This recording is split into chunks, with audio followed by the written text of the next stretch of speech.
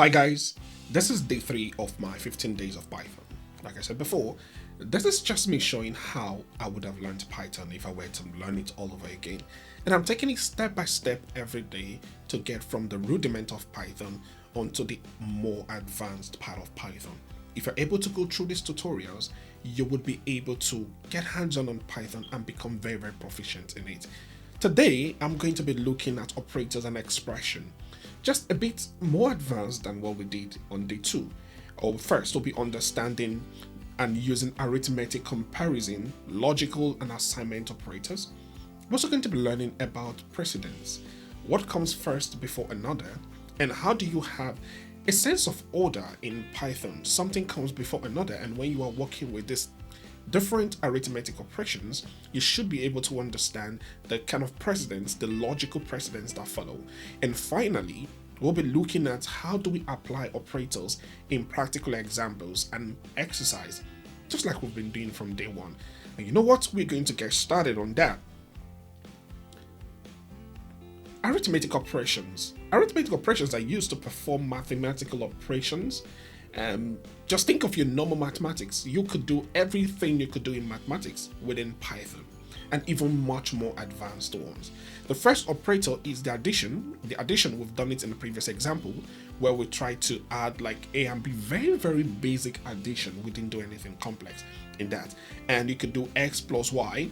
When you look at this region, when you look at this side, you will see I have A and I have B. I've assigned A to be 10 and I've also assigned B to be 3.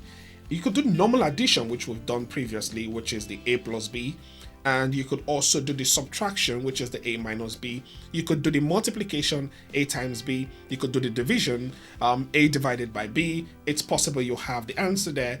And when you do the flood division, I'm trying to run down the division value. So if you don't know about flood division, you could actually read about it. But essentially in flood division, if you have a decimal, it just runs down. Instead of rounding up to the nearest whole number, it runs down to the nearest whole number.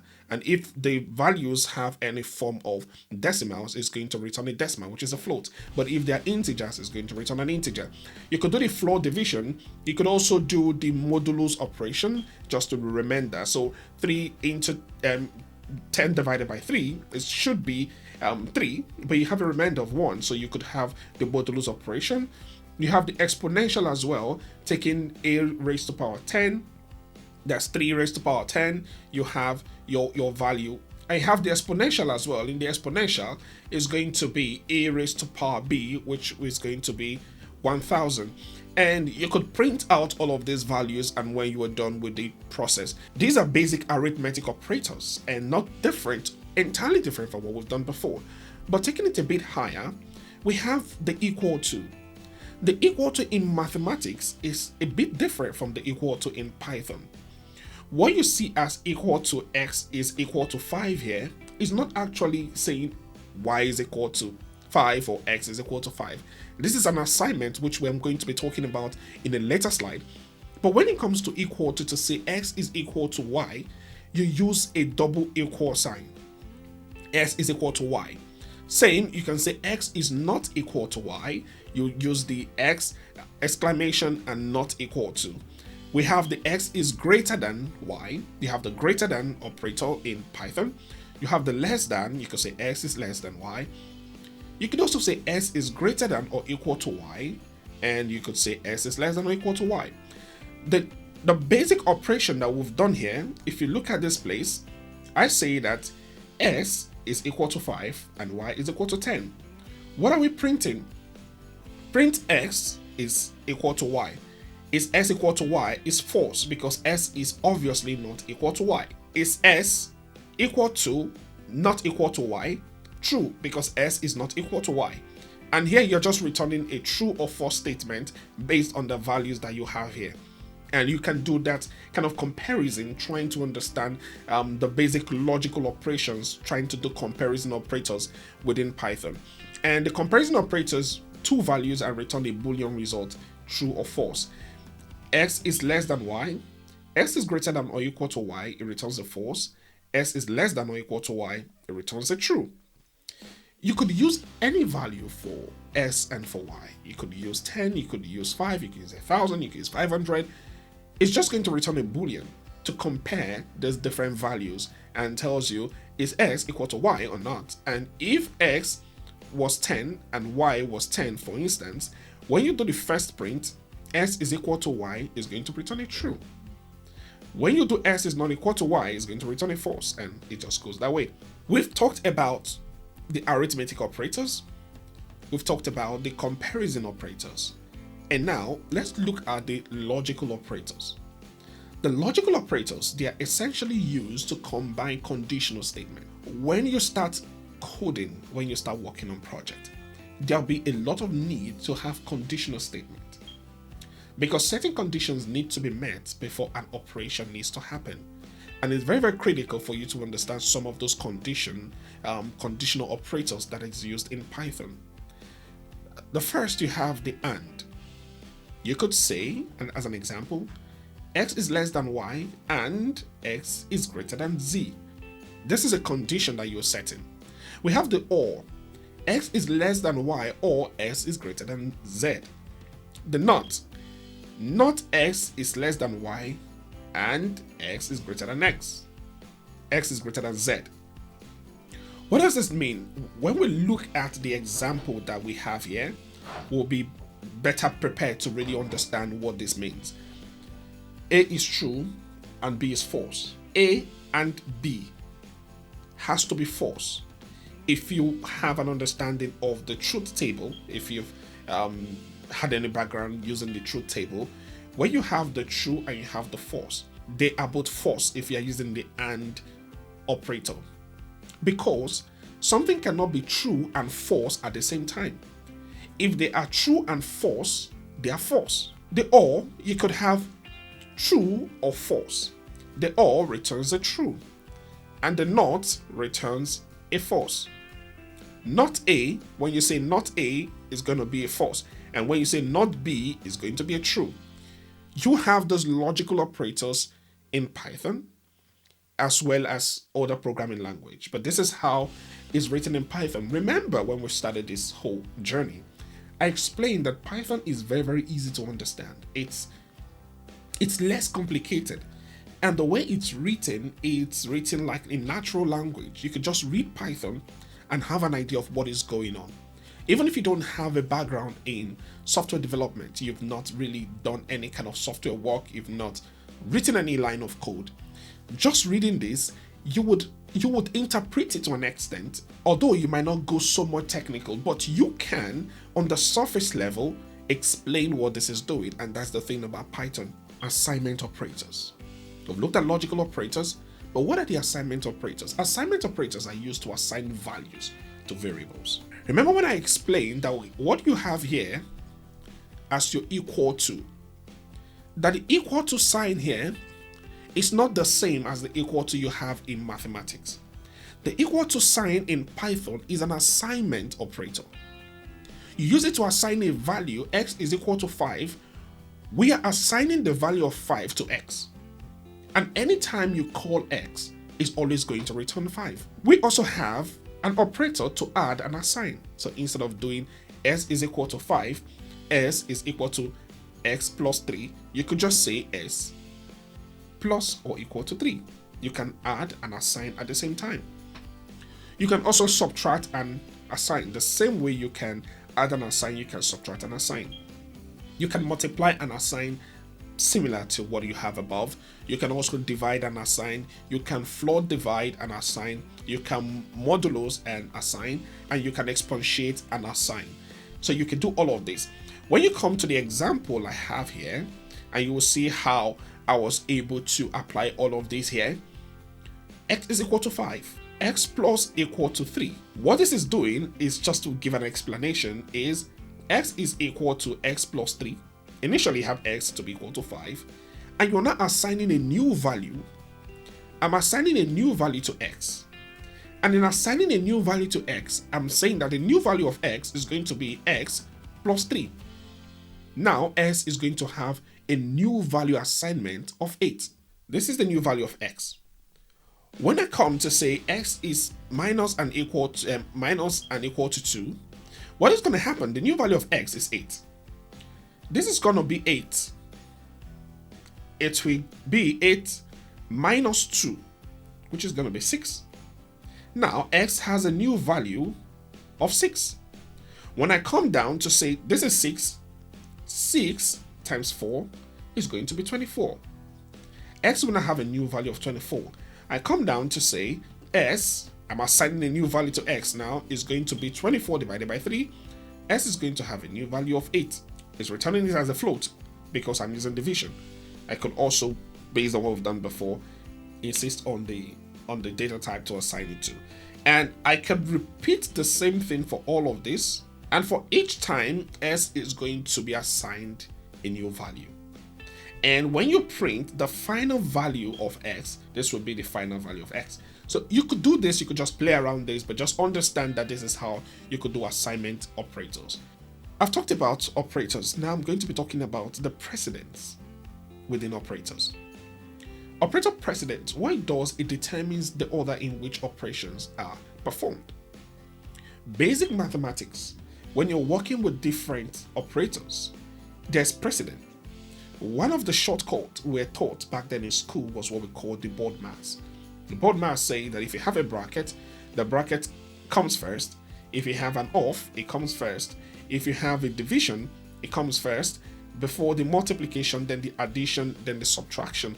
It follows like that kind of sequence. The same sequence is applied when you're working with Python. Highest precedence is the double star, which is like the power, raised to power. The multiplicative, the multiplication, division, floor division, the modulo, this takes precedence before you have the additive, then the comparisons and logical. Look at an example I have down here. In my example, I have 5 plus 2 times 3 raised to power 2 divided by 4 minus 1. Now, what takes precedence first? This 5 is going to remain. Nothing is going to happen to the 5. This will remain. The 2 will remain because the operator you have here is an additive operator.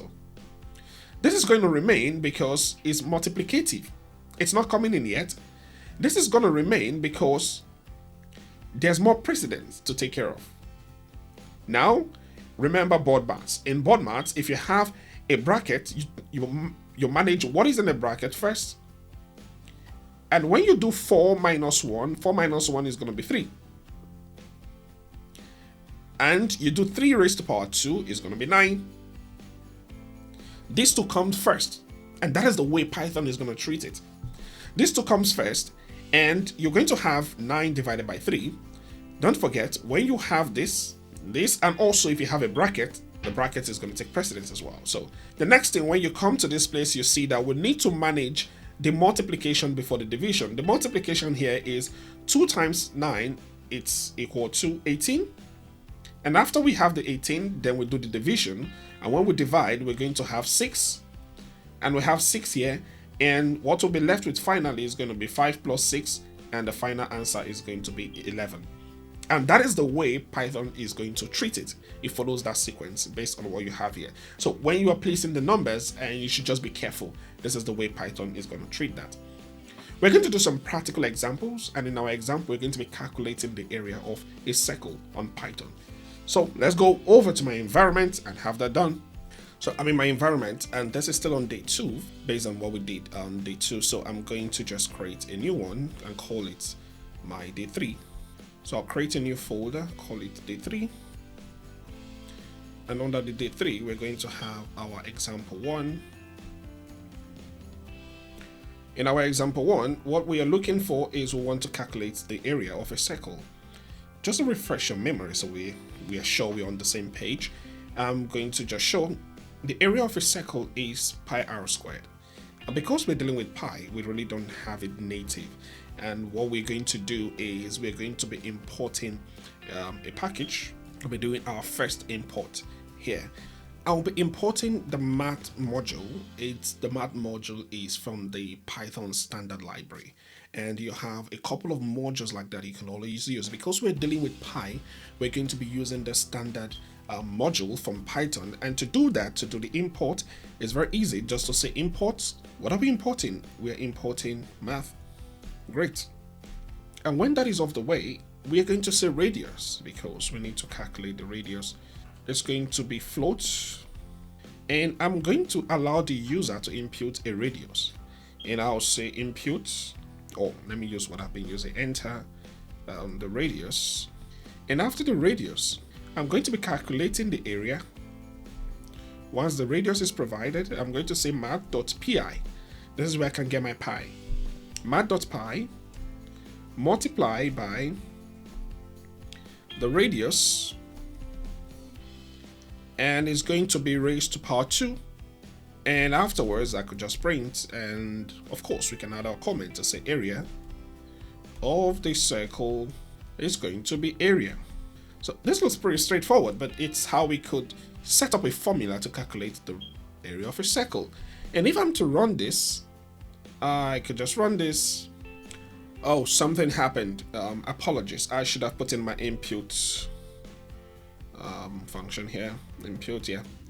Allow the user to input. Okay, this should manage my traceback error. And this, it asks me what is the radius I want to have. I could say I want the radius to be 7. And when I put the radius, it tells me that the area of the circle is 153. There's no specific SI unit. It's not in meters or in centimeters or anything. It's just trying to take the radius that you've provided and work it out. And later on, you could do that or want to do something more advanced. But that takes care of this first example I wanted to show. So that's how you calculate the area of a circle. The second example we could look at is how do you calculate simple interest? Oh, this is quite easy because you must have come across simple interest. But how do you do that in Python? I'm going to create example 2. Example 2. What do we do in example 2? We're going to be calculating the simple interest. For our principal, we're going to allow the user to input the principal. And the principal is going to be a float. And we'll ask them to input. Sorry for that. We'll ask them to input. And we'll use the instruction, enter the principal. Okay. After that, we're going to say the rate. Allow the user to enter the rate. And I'm going to repeat this for all of these until I get to time. Now I'm done with this. What is going to be our simple interest? The formula for simple interest is principal rate times time, which is quite easy. And we'll be doing that here. To simple interest is equal to principal. I'll put everything in bracket because we'll be dividing by 100. It's going to be principal times rate times time all over 100. And I'm going to have my print statement. And I'll say print. I'll just say simple interest. I'll remember the underscore interest. The simple interest is going to be what we have here. And I'm going to provide all of these different variables. What is the principal I want to use? Let me use 1000. The rate, let me use 4. And what should be the time? Within 4 years as well. And I will have my simple interest. We've done simple interest. And now we're going to look at logical operations. What examples can we have in logical operations? I'll call this example 3. In the logical operator, we could say age. Let user just input like basic age and make it integer. And we'll just be looking at, does the user have a permission? And we'll call it has permission. We're going to input a question. Do you have permission? The next variable would be can drive. Just want to see if the user can drive. So this code, we just want to see if a user is eligible to drive or not. And the question we're asking, the data we're getting from the user is give us your age and also let us know if you have permission from your parents to drive. And there should be parents, not partners. What we have here is a simple code that checks if a user is eligible to drive. So what happens is it's going to ask the user for his age and also ask the user if the user has permission from the parents to drive. And if the user is above or equal to 18, then the user can drive. Or if the user is above 16 and has permission from the parents, then the user can drive. And we're going to test this out and see how it works. So for the age, I'm just going to enter 19. Do you have permission from parents? I'm going to say no. I could still drive regardless whether I have permission or not because I'm above 18 and I don't need the condition of parents to be able to drive. Where I'm going to get a false is if I am, let's run this again. Let's say I'm 16 and I don't have permission from parents. It's going to be a false. You could tweak this whichever way you want, but this is basically how to go about this. And now we're going to have in our exercise. In the exercise, what we'll be doing is to write a Python script that takes two numbers as inputs from the user, perform basic arithmetic operations, addition, subtraction, multiplication, and division, and displays the results. This should be fairly easy because we've done more complex examples. Let's just get right on it. You could try this on your own, just like we've been doing. Let me see how far you can go. When you're done trying, just use mine as correction, as I've already said, and let's go back to this. I'm going to create this and call it exercise 1. So I've gone on to write a script, so not to waste so much time, and I've also added comments to them. The first number, it enters the first number for the user. The user enters the first number, the user enters the second number, and it performs basic arithmetic operations. And some of those basic arithmetic operations, this is just similar to what I've shown you in the slide. It does in number 1 plus number 2, it does subtraction, it does multiplication, and it does basic division. This is not anything that should be complex because the examples were more complex than this. And if I should run this, I'm just going to input the first number. I could say a 10 and the second number a 5. It performs all of these operations and gives us the addition, the subtraction, and the multiplication, and finally the division of that. We come to an end to day 3. Please like and subscribe to my YouTube channel if you're finding the content useful, and so that more people can have access to this and also learn Python as you are. I'm going to see you on day 4. Please stay tuned. Catch ya.